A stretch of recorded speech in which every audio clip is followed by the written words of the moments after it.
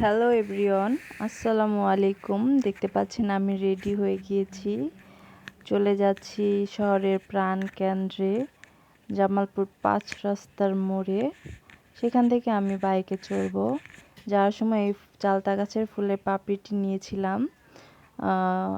তো ৫ রাস্তা থেকে আমি রওনা দিয়ে দিয়েছি। এটি রওনা দেওয়ার পর আর কি ভিডিওটা নেওয়া হয়েছে। আমরা যাচ্ছি মূলত রৌমারী বিলে। এটা আমাদের বাসা থেকে অনেকটুকু দূরে, বাইক দিয়ে যেতে তাও 40 মিনিটের মতো লাগবে। তো এই যাওয়ার পথে একটি ব্রিজ পার হয়েছিলাম। এই ব্রিজটি একটু উঁচা ছিল, বন্যার সময় যেন পানির অসুবিধা না হয় এই ব্রিজটি এর জন্য উঁচা করে তৈরি করা হয়েছে। এই ব্রিজটার পরে আরো অনেকটুকু রাস্তা রয়েছে, কেবলমাত্র শুরু। আপনারা আস্তে আস্তে দেখতে পারবেন।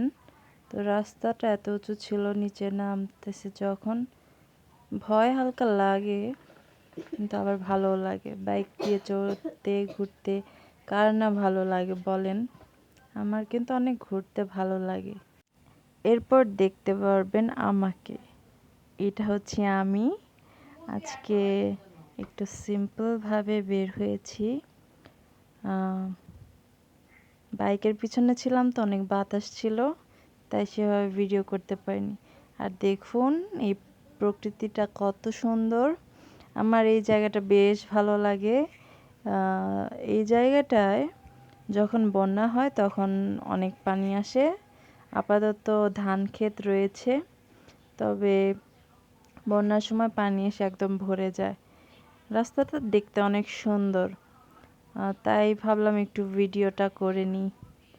তারপর এই চলে আসলাম দেখতে দেখতে রৌমারী বিলের প্রথম দিকে।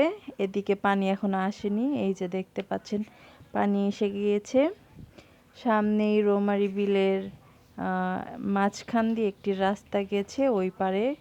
এই মাঝখানের রাস্তায় দেখতে পাচ্ছেন ভিড় কেমন, আর ওইখানে একটা বিদ্যালয় রয়েছে। বিদ্যালয় প্লাস বন্যার সময় এখানে আশ্রয় নেওয়া হয়। তো এর জন্য এটা উঁচা করে তৈরি করা হয়েছে যেন বন্যার সময় আশ্রয় নিতে পারে।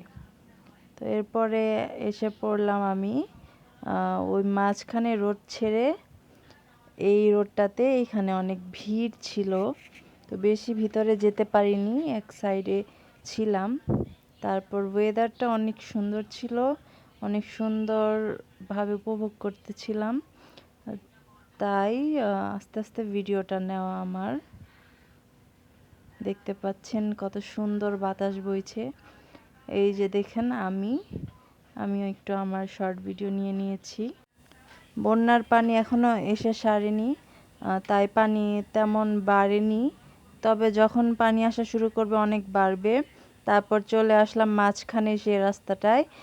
রাস্তাটা নিচু থাকাতে পানি সেখানে এসেছে, এর জন্য খালি পায়ে হাঁটছিলাম আমরা।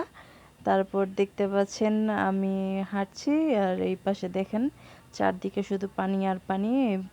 বিভিন্ন মানুষরা এসে এখানে হাঁটা চলা করছে। পানিতে পাড়াইতে কার না মজা লাগে। তারপরে আমার শর্ট একটু ভিডিও। তারপর চলে আসলাম।